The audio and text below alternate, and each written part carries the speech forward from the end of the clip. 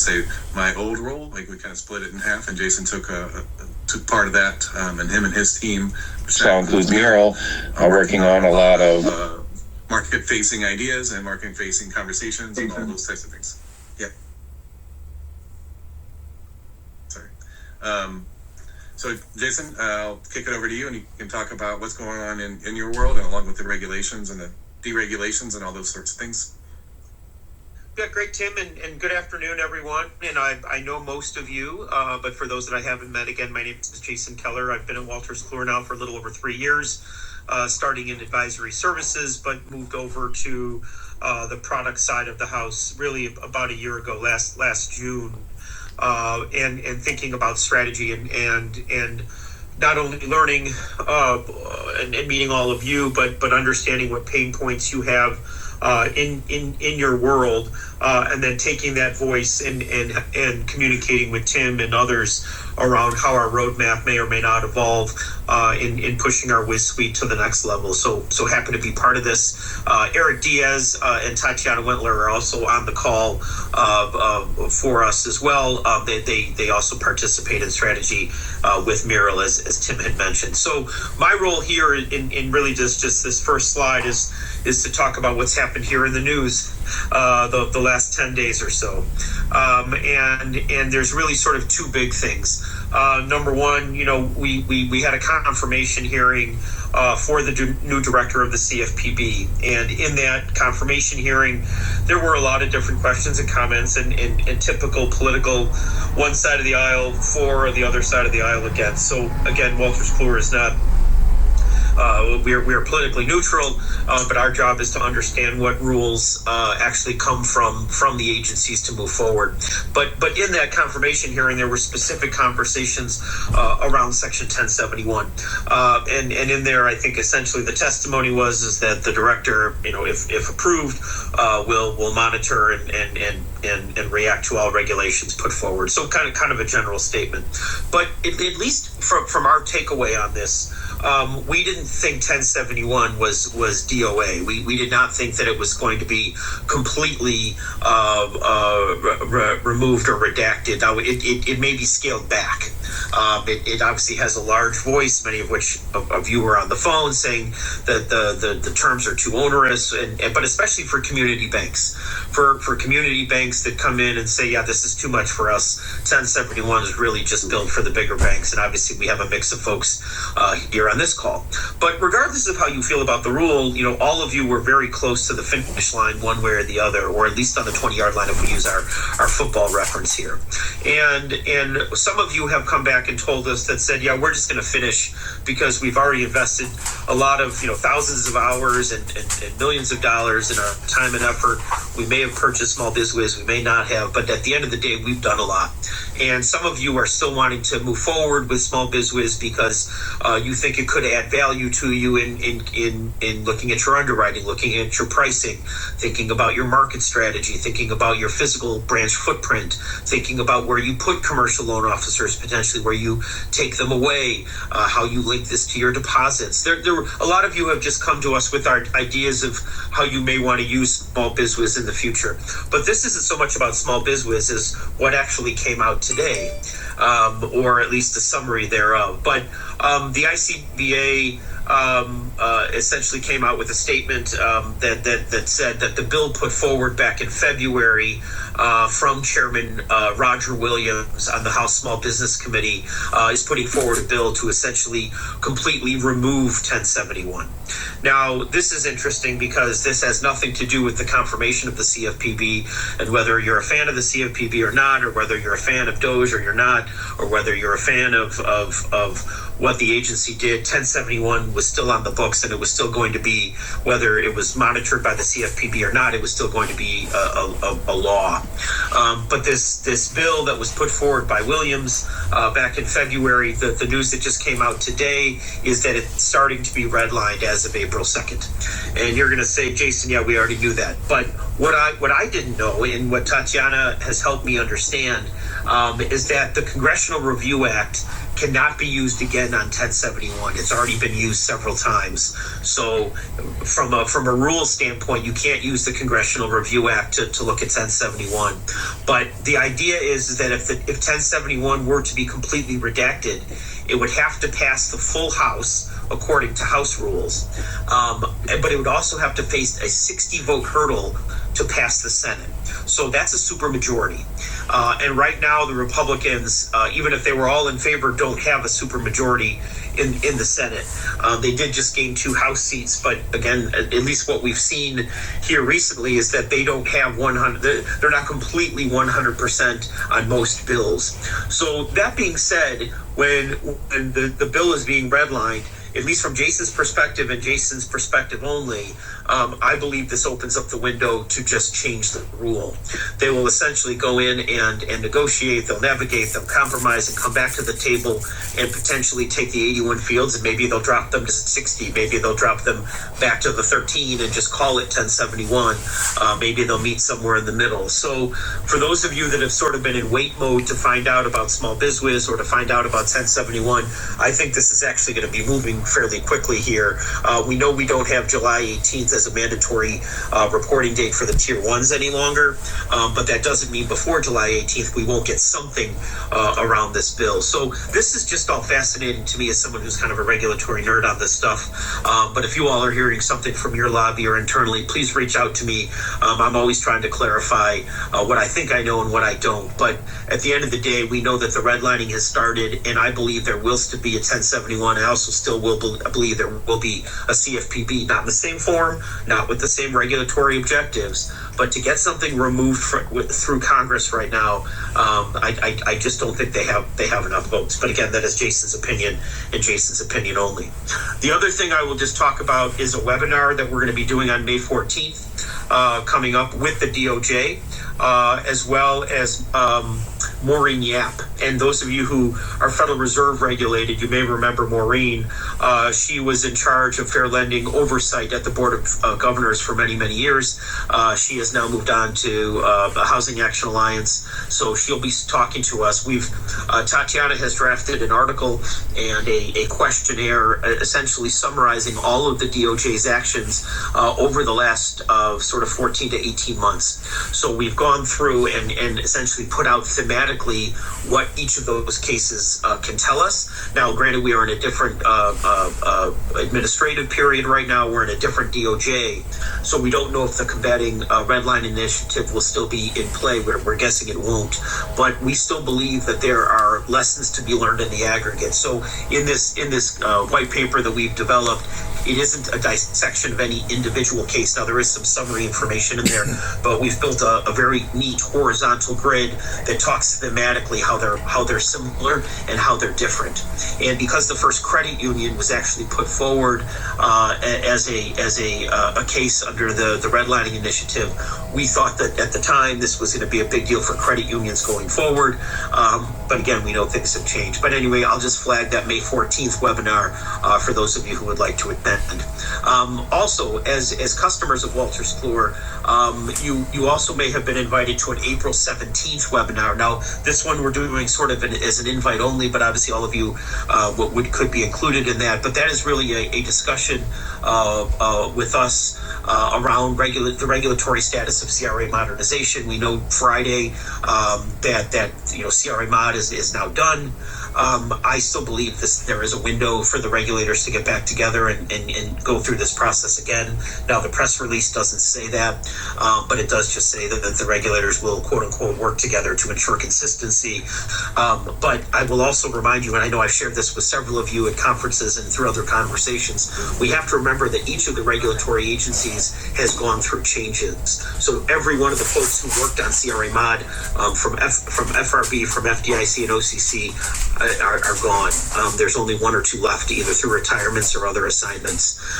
So anyone who comes to the table now to work on CRA mod in Washington would be a fresh set of eyes. Obviously, they'd have some experience and whatnot, but the fingerprints of those that are left behind are now left behind. We're also going to be talking about the launch of our CD WIZ product. and that will be a small portion of that webinar on April 17th. And I assume at future meetings like this, we can walk you through a demo. Some of you have seen it. We're hoping a lot of you will reach out to talk about it. But essentially, this is our foray into CD, community development, loans, investments, and service tracking that will integrate with our CRA WIZ product that will give you a much more holistic look at your CRA performance. Admittedly, we are behind on this. This is something that should have happened years ago, but we're very excited to launch this in 2025, late summer, and we're able to show you some of that, here in the coming months. So please reach out to learn more from us on that. But really around the CRA stuff, I believe that this is really an opportunity. Again, Jason's opinion, this is really an opportunity to double down and think about your own strategy for CRA compliance. Most of you are rated in fact, all of you are rated satisfactory or above, but this idea of CRA as a strategy, this idea of CRA as motivating the business lines to be more active in their CRA compliance and showcasing the great work that's being done in the field. I think this is really a time, whether you're getting prepared for an exam, wrapping up an exam, or whatnot. We believe 25-26 is the year to really kind of think about your CRA program as a whole, and we believe the CD WIZ product will help you do that. So with that, I know I probably spoke a little bit longer than what I had, but does anybody have any quick questions or thoughts on anything that I had mentioned? We do have a section on CD a little bit later here in this call, so Ron will be presenting where we are with the scope and the tool and those types of things. Excellent. Well, I'm going to stick around. If anyone wants to ping me on the side or email me, I'm happy to chat too. So thank you, Tim, for the slot, and good afternoon, everyone. Yeah, thanks, Jason. Okay, moving on. I think it's my section. Yes. Just wanted to hit this topic really quick. This is obviously a big deal for us and a big deal for you if you haven't already migrated, or maybe even if you have, you're still maybe learning and exploring and maybe have some questions. So we've sent communications out, I think, a few times now on the sunset date of Legacy, our Legacy platform. It is getting hard to maintain. It's getting expensive to upgrade those components and kind of keep that alive while we also have the SaaS one going. So I think we ended up giving like a 20-month notice on this to kind of establish that sunset date and the day that will cease to support Legacy. Just kind of want to point out now we did that release late last year. That's our last feature release type of thing. We'll still be fixing bugs that don't have a workaround or important bugs or tier 1 bugs, basically how we classify those, along with the data packages through June 30th. So we'll keep it alive, keep it going. We are not, like I said there on the second bullet, not updating those major components. Those are big projects and kind of too expensive for the life that it has left. So if you have any of those problems with us, please let us know. We can work with you on if there's workarounds, or we can help discuss things with your security team. Those types of things we're all here to help with. So I've been personally monitoring the progress of migrations, so I know who hasn't signed yet and where they are, and making sure that our account execs and all those discussions are happening and moving in the right direction. So I'm watching that closely every week and have a report going around every month on the progress there. So this is very important to us. We want to ensure that we make a happy transition for all of those sticking with us. So really appreciate that, and we appreciate how the effort and the cost and the disruption that it causes. So we work. We've had a lot of conversations with many of you talking about what it is and what it isn't, and best practices and just the new world and what it looks like. So if you need any more of those, we're always happy to hop on a call and help.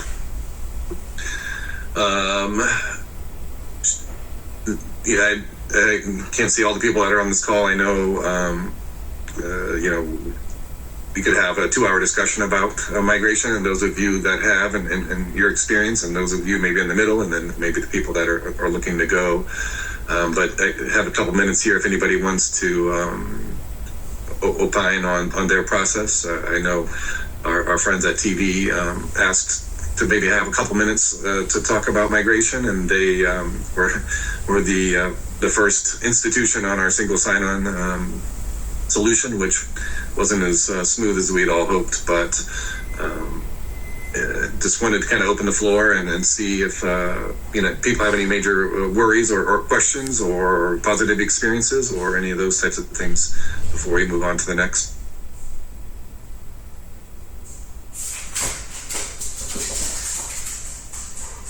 Hey, Tim, this is Alex from Univest Bank and Trust. I can just say we've been on SaaS for a couple years now. I think we were one of the first to kind of migrate over. And for us, it was seamless. We're about an $8 billion bank, maybe 2,500, 3,500 applications a year on the HMDA side, 1,500 on the small business. But you guys were great. The process was seamless. And I'm very happy that we made that transition so that we're not kind of coming up against the sunset date. Great. Thank you. So that was great. Thank you.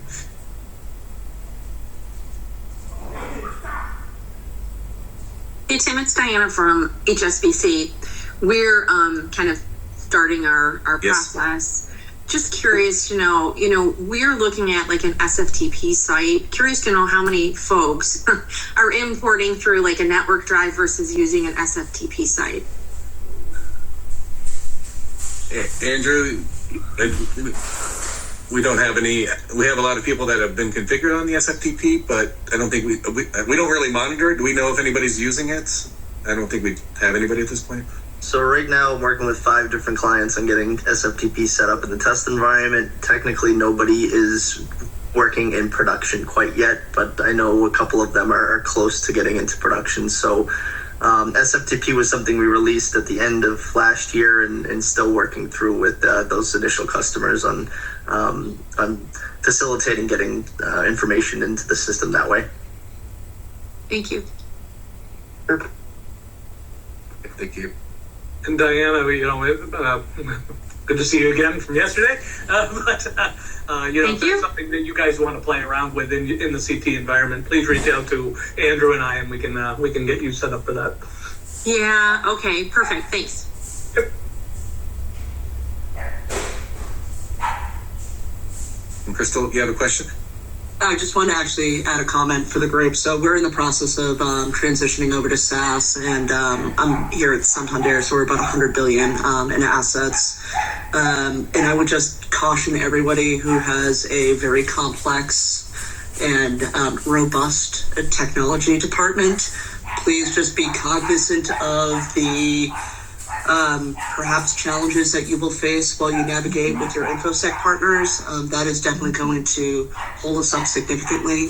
So just something to kind of add to the group, just for discussion purposes. Yep, we've filled out answered a lot of those questionnaires from security groups, from our customers, and had a lot of conversations and lots of those. So that is a big hurdle, and that's why we try to give a lot of notice, knowing that those things it takes a lot of back and forth and a lot of answers there. So that's a good point. Thank you, Crystal. Absolutely. And I would just also make a note, the support team that's part of the transition has been fantastic to work with. So it's been a very seamless process. But just to be frank, I think Santander kind of makes it a little more complicated internally. And I'm sure that some of your other clients will face that as well. So just want to put that out there. Thank you. Yep. Yeah, this is Sean from TD. We went through the same thing, right? Our technology team definitely made it a lot harder than it needed to be, and Walter's core support was fantastic through the process and their patience with the business as well as technology. Great. Thanks, Sean. Always appreciate you guys. All right, I'm going to move on. We have a lot to do today, so we're just going to keep going.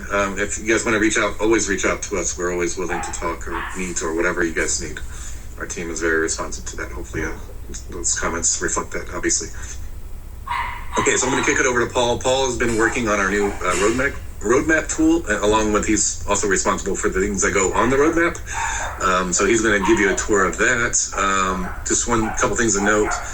We're going to actually, he'll tell you, but we're going to actually publish this, so you'll be able to have a link to this. But Jason and Meryl and team are working on a 3-year roadmap or vision for WIZ. That's underway now. This roadmap that you're going to see here is more thematic and more like, okay, these are the things that are in front of us. And as time goes out further, it's a little sparse. So we'll be filling it in as we move forward and things line up. But I want to show you where we are now with this tool and with our, very near focused roadmap. So go ahead, Paul. Sure. Did you want me to share my screen, or are you going to click on the link here? Yeah, I can click on that. It's fine. It's easier just to put this way. So this is a new application for us called Product Plan that we're using for our roadmap management. It's still evolving. We're still evolving. We're in constant contact with them on enhancements, making this a better view for you guys as well as internally. There's a lot more to this as well that we likely will introduce in the future. There's some areas where we can collect ideas. I know we get a lot of ideas now, right, through our feedback button, and we do monitor that. I will say that, and most people who have sent something through there can tell you that we respond pretty quickly on it. But yeah, that part will be coming later. Areas where you can kind of put in an idea, we can categorize it, turn it into these roadmap items.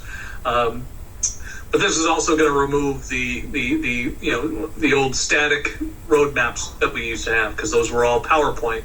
You might have been looking at something that was 3 months old and not known it, where things have evolved. And of course, roadmaps by nature do evolve as new things hit, as new things come in. We have to react to them, especially in the compliance realm. So, but our next release, and one of my requests out here is this Q2 release. I'd much rather be able to give you more information than a quarter and a year here. So I'm working on that part with our partners, but. This is our 6.5 release, which is coming at the end of May, and there's several things that are in there. There's the custom reports enhancements, so mostly with custom tables. Our initial release of that was somewhat limited. It was only working with you could only add columns that had codes related to it because of some concerns around performance, but we have been able to extend that.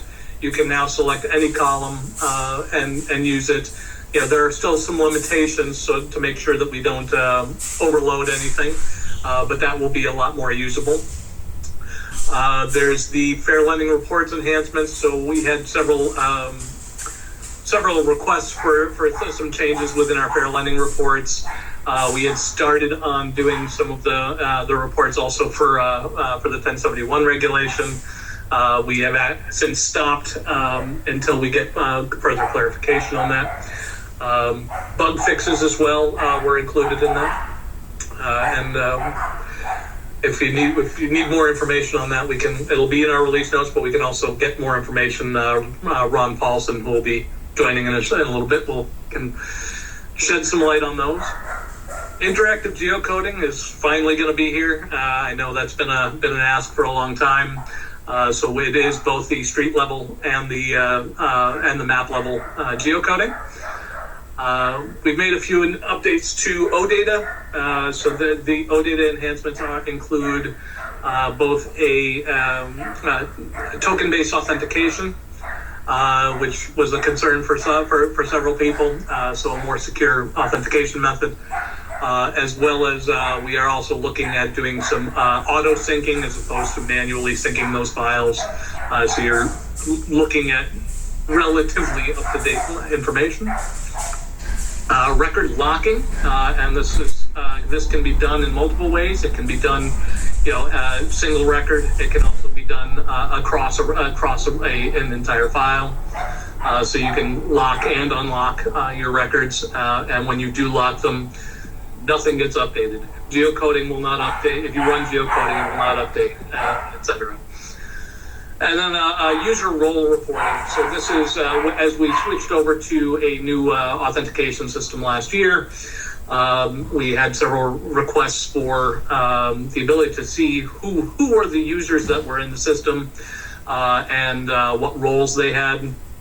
So we have developed this and will be within the WIZ application, available within the WIZ application of 6.5. This is also available by API, so that there's some possibilities there for any internal systems.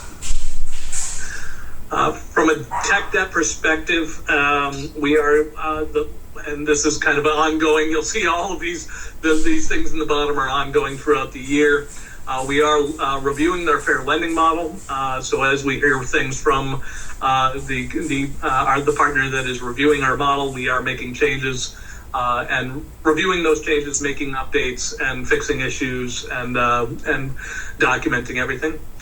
We are working on ADA compliance, which is the next item, the WCAG 2.1 compliance updates. That's going to be kind of a long haul. We are somewhat compliant and just kind of continuing to improve on that. We have some infrastructure updates to make sure that we're scaling. We're not having major performance issues, things like that. And then the security updates, those ones will never go away. We are constantly monitoring and doing security updates throughout each release. So that's our 6.5 release. I'll go into the other ones, but want to stop and see if there's any questions about any of these. Paul, is there any, before the release, I think you're targeting the end of May for these, is there any to give us a preview of some of this functionality before we get it? Yeah, 2 weeks prior, this will go into our CT environment.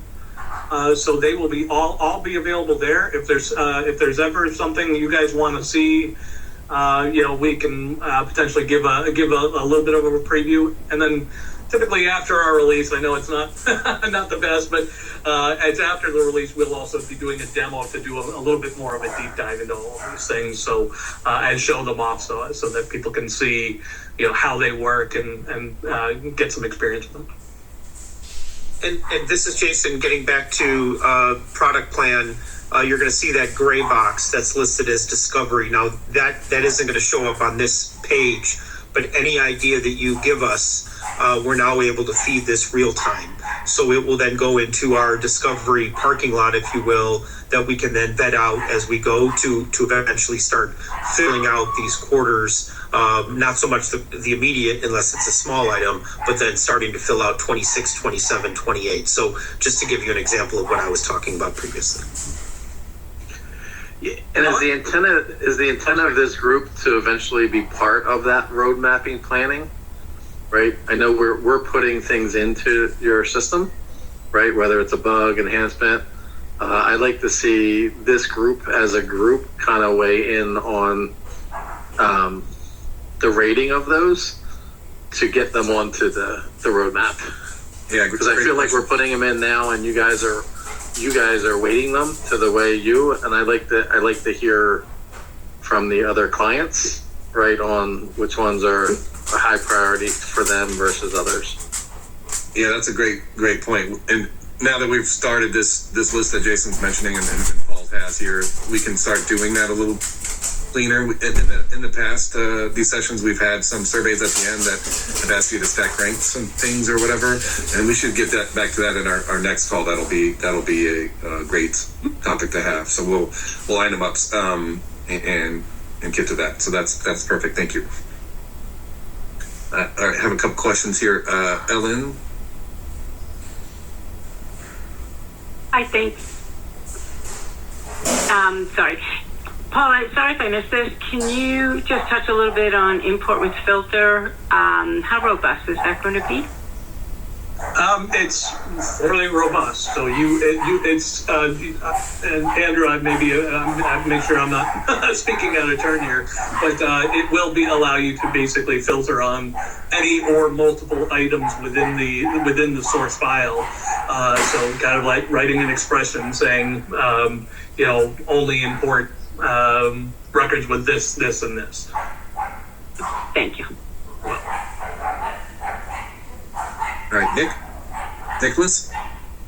Yeah, I think it's fine. U.S. Bank. I I'm just curious if anybody has successfully automated end-to-end, like moving a file from their bank to the WIZ and getting it back without any manual intervention and touching that file. And if somebody has done that, I'd like to pick their brain a little bit about how it was done.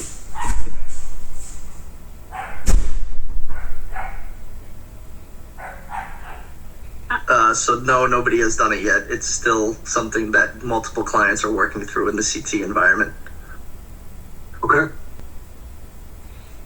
Well, we're in the middle of our reporting app for CRA is going to the cloud too, so we're in the middle of that and kind of put the cloud migration for CRA WIZ on hold because we don't want to rebuild the automation we have for on-prem to our cloud and then redo it to WIZ again after we get there. So kind of waiting to see what happens, but I would love to be a part of a team that works through that, and I know that there's a couple other people in my department that would like to be a part of that as well. So if there's a working group that wants to get together to try and pick each other's brains, I would sign up for that in a heartbeat. This is Ellen at BMO Bank. We would sign up as well. TD would as well.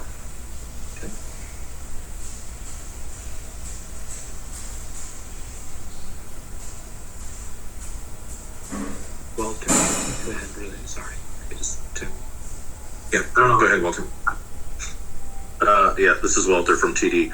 As we look at the roadmap and look at some of the more complicated development add-ons, interactive geocoding, the user reporting, I know we've had a lot of feedback and a lot of one-on-one conversations, but what I wonder if there isn't a way to perhaps integrate feedback along the way. So we enter our requests or enhancements, and then you guys spit back the enhancement, but we're kind of left wondering, what is it going to look like, what's going to come out, and maybe is there an opportunity to work with you guys as part of your development process, so that you can receive the customer feedback along the way, so that you don't have to then end up with a product where we have feedback or we didn't quite get what we were anticipating. So is there a way that there can, especially for the more complicated stuff, is there a way that there can be some back and forth between the customers as part of the development process? Yes, and I'll take the blame for that one. We need to do a better job at that. A lot of times we just, I don't know, we've run out of time. That sounds like a terrible excuse. So I'm not even going to make the excuse. That's just on me. And maybe looking ahead, like at that user-defined template builder, maybe we can do that with that project. That's kind of that right timing / spacing on that. So I'll get with Paul and we'll set up some kind of process for that. We just haven't done that too well. So I'll just leave it at that. And we'll work on that with some of these nice ones that are coming, like the user-defined forms. So thank you. Yeah, and I honestly think that should be part of this meeting. Maybe extend this meeting to a little bit longer than it is this time. But as we're starting to approach things like the file and folder security, the user-defined template builder, maybe the next one, that's where we can start gathering ideas, getting to understand what your requirements are around these, and seeing how we can build them better.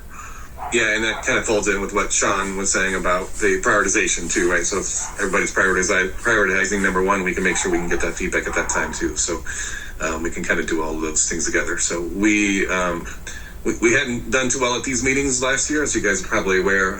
So we're kicking this one off, getting started, and we need to get going on these other important things. So this is good feedback. Thank you. All right, I'm sure there's a lot of questions about this or next or whatever, but I want to move on to the next piece. Like I said, we have only an hour. I might need to think about rescheduling these to 90 minutes or maybe 2 hours next time, because it feels really rushed, and we don't like to do it that way, but we do want to touch on these these subjects. So work Can on the I next just meeting. touch on two things real quick? Sure. Go ahead, Paul. Yeah, so there's a couple things that are not on this roadmap. One of them is kind of an internal thing, but it's something we've been hearing a lot about, so I just wanted to call it out. We are actually working on changing the way that we consume all of the data sets, including peer mortgage, peer small business, geocoding, and all of that. So we are looking to streamline that.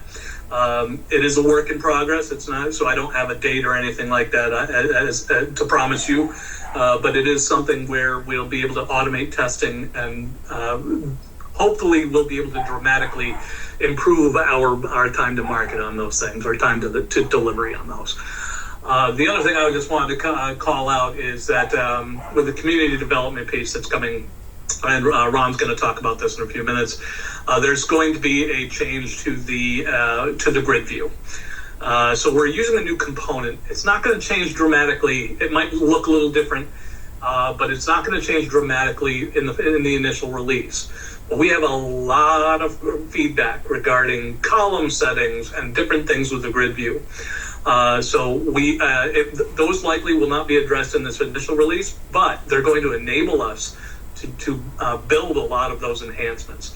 So a lot of that's coming. I'm kind of gathering the information on those as we get more towards having that in our system, and we will be looking to hopefully add something around that for Q4, if not early next year.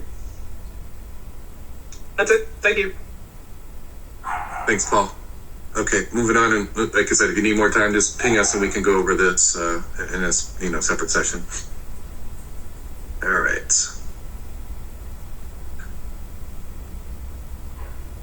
Okay, Ron, do you want to share, or you just want me to click through as you tell me on this? I can share, once we get through this slide, I can share the proto and I can walk through from the proto site.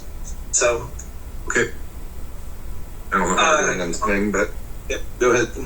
All right, so as others have mentioned, we are in the process of creating and developing our community development component of the software. This will allow you to consolidate and collect data, your community development data, in a single source.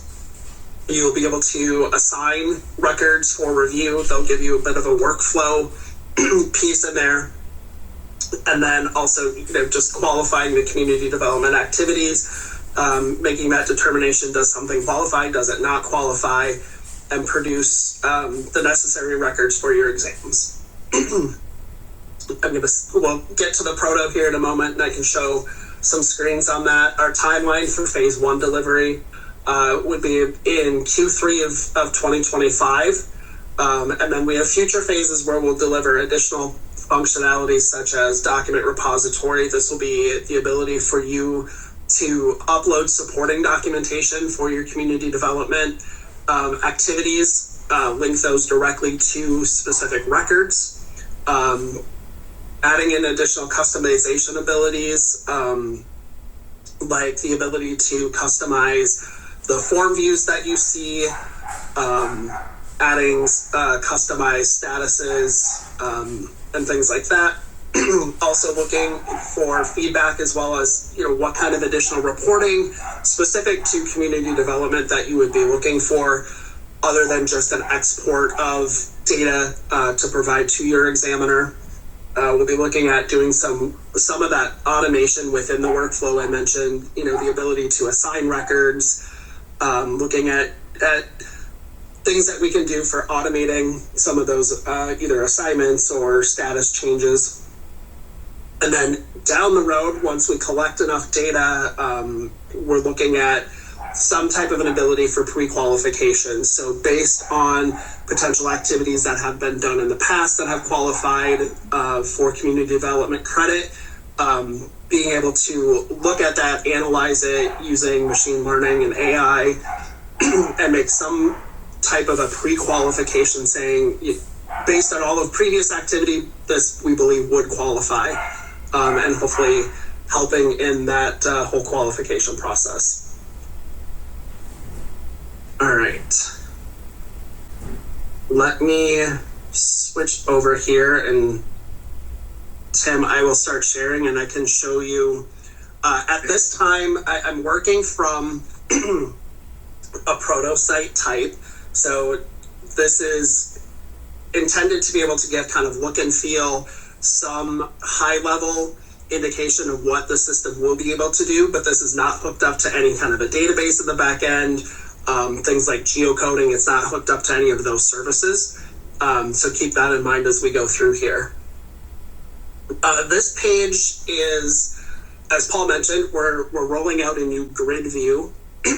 This page shows the new grid view, and then with the CD product, we are enabling that workflow component. So you'll have the ability up here in the corner to assign records. Your default view is going to, when you come into this, would be any records that you have assigned to yourself to work. You'd be able to see under My Records, but you have the option then to view any unassigned records. If a record has been completed and closed, you'll be able to see those. Or if you just want to see all records that are in that community development file. From here, you would have the ability to select one or more records, click on the Assign button, select who you want to assign to, click those. You'll see a pop-up at the bottom here. It'll assign those records to that user. When they come in or they refresh the page, they would see them then under this My Records assignment. Most of this is going to be common, components that exist or are coming as part of the 6.5 release, like locking records, interactive geocoding, but you'll be able to do the same things that you can do today, such as adding new records, deleting, edit checks, replace commands. All of that will be available here as well. With the new grid view, some of the things that will be coming day one that are new to this is you'll still have the ability to select the columns. We will be also providing those default views that we have in addition to like the My Records, but things like the geocoding specific fields, all of those views would be here as well. But you can select the columns that you want to see. It will retain the last settings that you put. So if you select I want to see 5 of the 100 fields, you select those, navigate away, come back. It's going to retain that. So when you come back to the screen, you're going to only see those 5 fields that you were looking at in the last view. You also have the ability to move things around. With the exception of these first few columns over here, these are locked, and you won't be able to move them around, but anything over here you can move around and readjust however you want to see them, and group them together on the view here. Ellen, I see you have, I was going to say, Ellen, I see you have a question.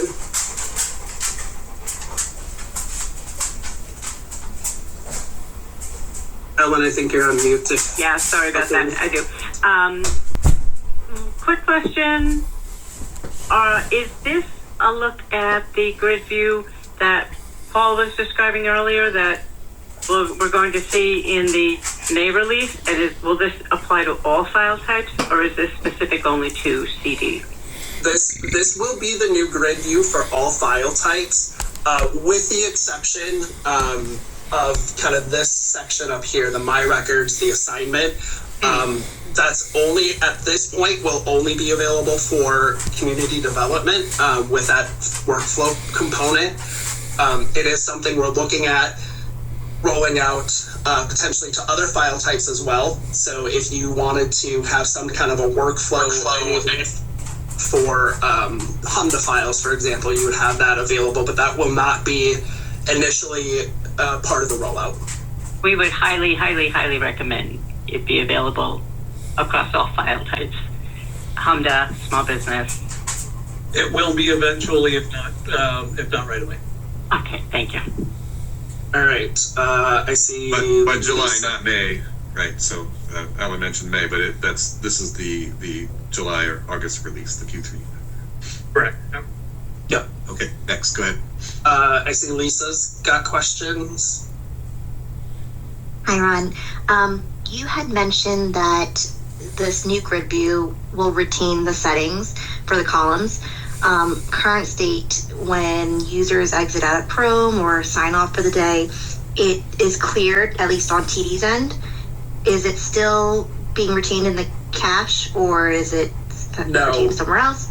No, we are changing the approach to how we're retaining that information. So you're correct. Today it's contained in the browser cache. So on the client side, if you go to a different computer and sign in, you're not going to have those settings. That is going to be changing. We're actually going to be storing that in our side, on the server side. So you can retain those settings whether you change browsers, you change computers, whatever. Those settings will be retained for you. Great, thank you so much. Yep. And I see Anne Marie has her hand up as well. Yeah, thanks, Ron. Hi. This is a question more about repositories. I saw you had a bullet on repositories. Are you considering having a repository on the Q&As and being able to associate the various Q&As based on the type of activity for community development? I think this would probably be really helpful for people that are coming new into this world, but also I know this is something that I provide on my spreadsheet, and it's a manual process, but I've gotten positive feedback from the examiners. So I was just wondering if this is something that you would consider or maybe could do. So for document repository, we have considered a few different options there. One being, it would be institution specific, so you can obviously upload your own documents, whatever, and it'll work very similar to how, File Explorer works on your computer. You can create folders, you can create whatever kind of file structure you want and house those documents. You can link documents to multiple records. All of that would be available. We've also talked about, are there documents or are there things that are kind of industry-wide pertaining to the overall community development requirement that we could maybe provide from WK side and make that available to all institutions. We're still haven't fleshed out exactly what all of that's going to look like quite yet, but those are some ideas that we've tossed around.